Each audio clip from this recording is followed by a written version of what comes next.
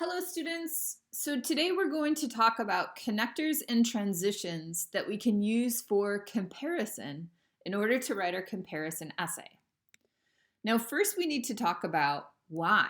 Why do we need to use transitions and connectors?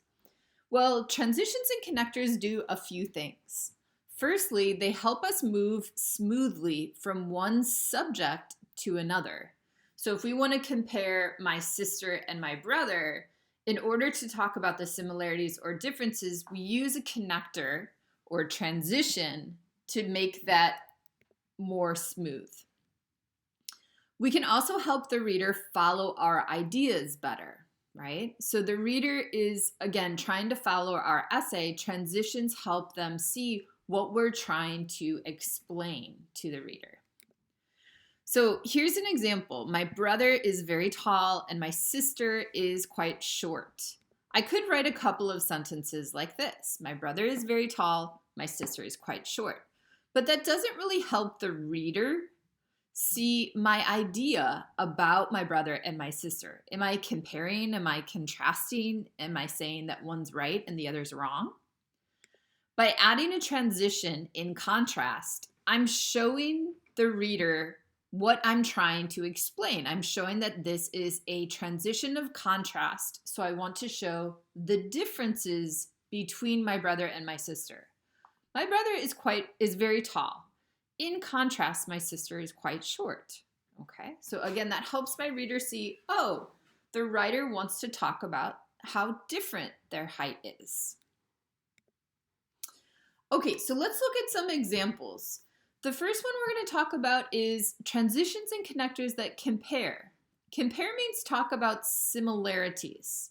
So this could be things that are exactly the same or things that are just similar, not exactly the same. A couple of examples are between sentences. Similarly and likewise both come at the beginning of a sentence. So they come at the beginning of a sentence. We're going to capitalize them and then put a comma followed by a subject and a verb. Here's an example. I really like outdoor activities like hiking and bird watching. Likewise, my sister loves to go running, but only outside. So here I'm using likewise to show a similarity. What is the similarity between me and my sister? We both like to do things outside, right? Or do things outdoors, okay? So I can use likewise here. I could also use similarly here with no change in meaning, okay? They mean the same thing. Here are some more examples of comparing to talk about similarities, but these are within a sentence, okay? So that means they don't go at the beginning of a sentence, they'll go inside of a sentence, in the middle somewhere. So here are some examples, and you'll see some more in your book. Let's look at some example sentences. My sister has the same blue eyes as our mother, right? So here I'm using the same plus a noun plus as. The same, and then blue eyes is my noun, okay? And as introduces the second subject. Here's another one. My sister is as friendly as I am. Here we're using the second construction, as plus an adjective or an adverb, and as. Here we can see that I'm using the adverb friendly. All right.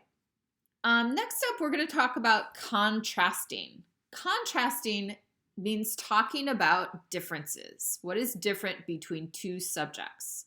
We have some transitions and connectors that go between sentences. So this means that they are at the beginning of a new sentence. Remember that they're followed by a comma, and then a subject and a verb will follow each one of these. So they all are used in the same way. Here are some examples. Doctors help sick people get better. Conversely, veterinarians help sick animals. So here, what am I talking about? What is the difference between doctors and veterinarians? Here I'm comparing or contrasting. Doctors help people, but veterinarians help animals, right? So I'm using the transition conversely It means the same as but it is a transition, so it comes at the beginning of a sentence. Conversely also means the same as however, on the other hand, or in contrast. So I could substitute any of those words here, and it means the same thing. Here's another example. People didn't fly much 100 years ago.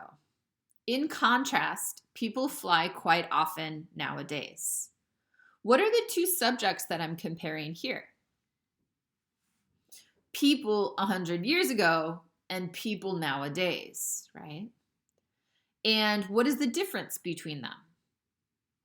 Well, 100 years ago, people didn't fly very much. Probably it was very expensive and there weren't many planes at that time. And that's different from today because people fly quite often today. Okay, our last one that we're going to talk about is contrasting. Again, talking about differences, but within a sentence. Okay, so the first one is a subject and verb, right? With but and then another subject and verb. And the second one is a complex sentence coordinator. So remember that the subordinator can go at the beginning or it could go in the middle. Okay. Unlike is the same way. Unlike could go at the beginning or it could go in the middle. Notice that unlike, although, whereas, and while, unlike is followed by a noun, but these subordinators are followed by a subject and a verb. So they're slightly different in that way. Here are some examples. Doctors treat people, but veterinarians treat animals. Again, using but, not and, shows the reader that I want to talk about the differences between these two jobs, not the similarities, but the differences, right? And I want to focus on how doctors treat people, but it's different because veterinarians treat animals. Here's another one. Unlike 100 years ago, many women work outside of the home today. Again, I'm contrasting 100 years ago versus today. And I'm using unlike to show a difference about them, right? Unlike 100 years ago, women work outside of the home today, right? 100 years ago, of course, not as many women worked outside of the home, okay?